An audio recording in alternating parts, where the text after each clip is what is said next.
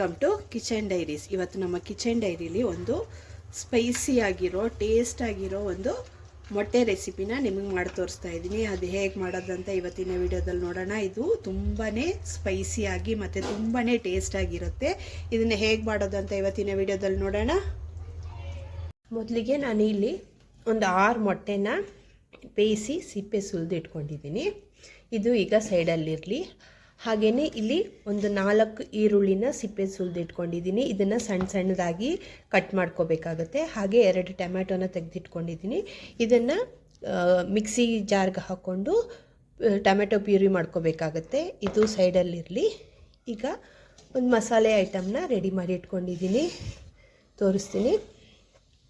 ನಾನು 1.5 ಸ್ಪೂನಷ್ಟು ಕಾಳು ಮೆಣಸು ತೊಗೊಂಡಿದ್ದೀನಿ, ಒಂದು ಅರ್ಧ ಸ್ಪೂನಷ್ಟು ಸೋಂಪು, 1 ಸ್ಪೂನಷ್ಟು ಧನಿಯಾ ಕಾಳು, ಅರ್ಧ ಸ್ಪೂನಷ್ಟು ಜೀರಿಗೆ, ಒಂದು ಸ್ವಲ್ಪ ಚಕ್ಕೆ, ಒಂದು 4 ಲವಂಗ, ಒಂದು ಸ್ಟಾರ್ ಹೂವು, ಒಂದು 5ರಿಂದ 6 ಒಣಗಿದ ಮೆಣಸಿನ್ಕಾಯಿ, ಸ್ವಲ್ಪ ಗೋಡಂಬಿ ತೊಗೊಂಡಿದ್ದೀನಿ.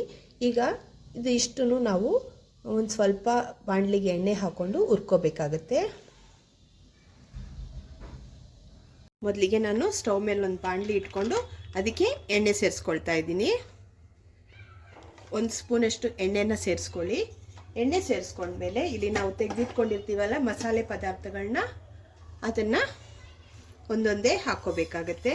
ಹಾಕ್ಕೊಂಡು ಕಡಿಮೆ ಉರಿಲಿ ಇದನ್ನು ಹುರ್ಕೋಬೇಕು.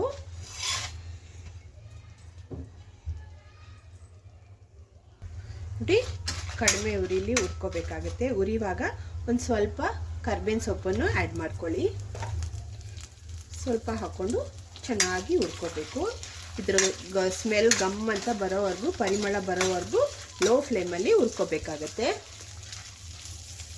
ನೋಡಿ, ಒಂದು 2ರಿಂದ 3 ನಿಮಿಷ ಹುರ್ಕೊಂಡಿದ್ದೀನಿ. ಈಗ ಗಮ್ ಅಂತ ಸ್ಮೆಲ್ ಬರ್ತಿದೆ. ಈ ಟೈಮಲ್ಲಿ ಸ್ಟವ್ ಫ್ಲೇಮ್ನ ಆಫ್ ಮಾಡಿ ಇದನ್ನು ಸ್ವಲ್ಪ ತಣ್ಣಗಾಗಕ್ಕೆ ಬಿಡಬೇಕು. ತಣ್ಣಗಾದ್ಮೇಲೆ ಒಂದು ಸ್ವಲ್ಪ ಒಂದು 4ರಿಂದ 5 ಸ್ಪೂನಷ್ಟು ನೀರನ್ನು ಹಾಕ್ಕೊಂಡು ಒಂದು ಪೇಸ್ಟ್ ಥರ ಇದನ್ನು ಗ್ರೈಂಡ್ ಮಾಡ್ಕೊಂಡು ಬರಬೇಕಾಗತ್ತೆ. ಈಗ ಸ್ಟವ್ ಫ್ಲೇಮ್ ಆಫ್ ಮಾಡ್ಕೊಳ್ಳೋಣ. ಈಗ ನೋಡಿ, ಮಸಾಲೆ ಪದಾರ್ಥಗಳೆಲ್ಲ ತಣ್ಣಗಾಗಿದೆ. ಮಿಕ್ಸಿ ಜಾರ್ಗೆ ಹಾಕ್ಕೊಂಡಿದ್ದೀನಿ. ಇದನ್ನು ಗ್ರೈಂಡ್ ಮಾಡ್ಕೊಂಡು ಬರೋಣ.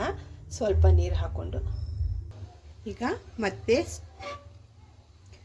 ಸ್ಟವ್ ಮೇಲೆ ಬಾಣಲಿ ಇಟ್ಕೊಂಡು ನಾವು ತಗೊಂಡಿರ್ತೀವಲ್ಲ ಮೊಟ್ಟೆನ, ಅದನ್ನು ಹೀಗೆ ಸೈಡಲ್ಲಿ ಕಟ್ಗಳು ಹಾಕಿ ಬಾಣಲಿಲಿ ಒಂದು ಸ್ವಲ್ಪ ಎಣ್ಣೆ ಮತ್ತು ಉಪ್ಪನ್ನು ಹಾಕ್ಕೊಂಡು ಒಂದು ನಿಮಿಷಗಳ ಕಾಲ ಫ್ರೈ ಮಾಡಿ ತಗೋಬೇಕು. ಹಾಗೆ ಮಾಡೋದ್ರಿಂದ ನಾವು ಹಾಕೋ ಮಸಾಲೆ ಮೊಟ್ಟೆ ಒಳಗಡೆ ಚೆನ್ನಾಗಿ ಸೇರಿಕೊಳ್ಳುತ್ತೆ ಅಂತ.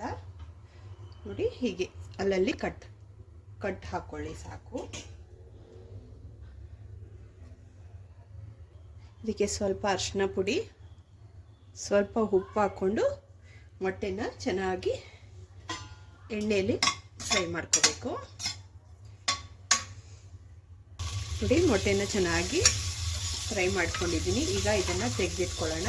ತೆಗೆದಿಟ್ಕೊಂಡು ಇದೇ ಬಾಣಲಿಲಿ ಸ್ವಲ್ಪ ಎಣ್ಣೆನ ಸೇರಿಸ್ಕೊಳ್ತೀನಿ.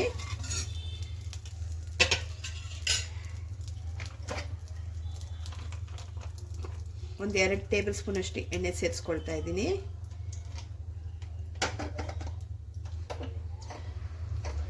ಎಣ್ಣೆ ಸೇರಿಸ್ಕೊಂಡ್ಮೇಲೆ ಎಣ್ಣೆ ಬಿಸಿಯಾಗಿದೆ ನೋಡಿ. ಈ ಟೈಮಲ್ಲಿ ನಾವು ಈರುಳ್ಳಿನ ತೆಗೆದಿಟ್ಕೊಂಡಿದ್ವಲ್ಲ, ಅದನ್ನು ಸಣ್ಣ ಸಣ್ಣದಾಗಿ ಕಟ್ ಮಾಡ್ಕೊಂಡಿದ್ದೀನಿ. ಅದನ್ನು ಇದಕ್ಕೆ ಸೇರಿಸ್ಕೊಳ್ಳೋಣ. ಸೇರಿಸ್ಕೊಂಡು ಇದನ್ನು ಚೆನ್ನಾಗಿ ಫ್ರೈ ಮಾಡ್ಕೋಬೇಕು.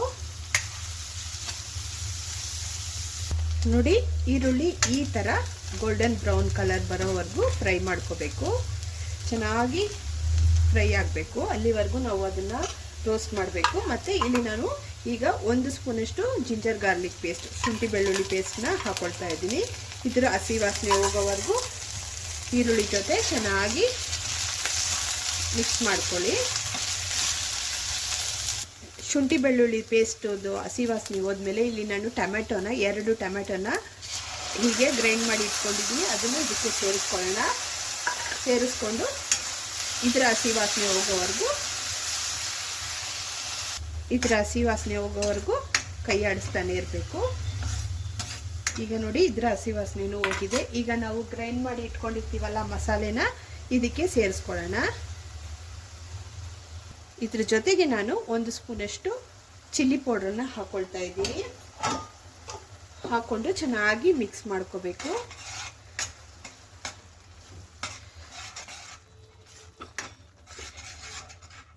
ಮಿಕ್ಸ್ ಮಾಡ್ಕೊಂಡ್ಮೇಲೆ ನಾನು ಇದ್ರ ಜೊತೆಗೆ ಸ್ವಲ್ಪ ನೀರನ್ನು ಆ್ಯಡ್ ಮಾಡ್ತಾ ಇದ್ದೀನಿ.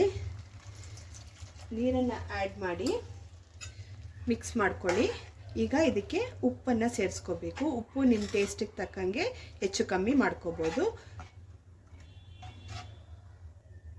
ನೋಡಿ, ಉಪ್ಪನ್ನು ಸೇರಿಸ್ಕೊಳ್ತಾ ಇದ್ದೀನಿ. ಉಪ್ಪನ್ನು ನೋಡಿಕೊಂಡು ಹಾಕ್ಕೊಳ್ಳಿ.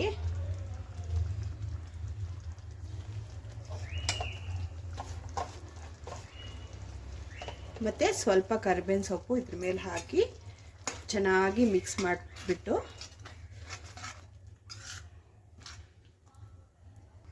ಉಪ್ಪು ಹಾಕಿ ಮಿಕ್ಸ್ ಮಾಡಿದ್ಮೇಲೆ ಕನ್ಸಿಸ್ಟೆನ್ಸಿನ ಅಡ್ಜಸ್ಟ್ ಮಾಡ್ಕೊಳ್ಳಿ. ಎಷ್ಟು ಬೇಕೋ ಅಷ್ಟು ನೀರು ಹಾಕ್ಕೊಂಡು ಆದಮೇಲೆ ಇದನ್ನು ಒಂದು 5 ನಿಮಿಷ ತಟ್ಟೆ ಮುಚ್ಚಿ ಇದನ್ನು ಲೋ ಫ್ಲೇಮಲ್ಲಿ ಕುದಿಸ್ಕೋಬೇಕಾಗತ್ತೆ. ಈಗ ಒಂದು 2 ನಿಮಿಷ ಆಗಿದೆ. ಓಪನ್ ಮಾಡಿ ನೋಡೋಣ. ಓಪನ್ ಮಾಡಿದ್ಮೇಲೆ ಒಂದ್ಸಲ ನೀಟಾಗಿ ಮಿಕ್ಸ್ ಮಾಡ್ಕೊಳ್ಳೋಣ. ತಳ ಹಿಡಿಯುತ್ತೆ, ಅದಕ್ಕೋಸ್ಕರ ಮಿಕ್ಸ್ ಮಾಡಿಕೊಂಡು ನಾವಿಲ್ಲಿ ತೆಗೆದಿಟ್ಕೊಂಡಿರ್ತೀವಲ್ಲ ಮೊಟ್ಟೆನ ಒಂದೊಂದೇ ಹಾಕ್ಕೊಳ್ಳೋಣ.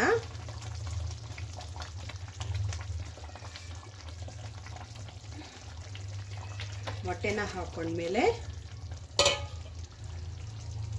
ಸ್ವಲ್ಪ ಕಸ್ತೂರಿ ಮೇಥಿನ ಕ್ರಷ್ ಮಾಡಿ ಇಟ್ಕೊಂಡಿದ್ದೆ, ಅದನ್ನು ಸೈಡ್ಗೆ ಹಾಕಿ ಮಿಕ್ಸ್ ಮಾಡಿ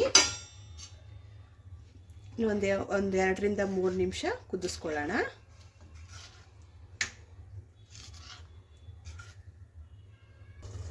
ಮೂರು ನಿಮಿಷ ಆದಮೇಲೆ ಓಪನ್ ಮಾಡಿ ನೋಡೋಣ.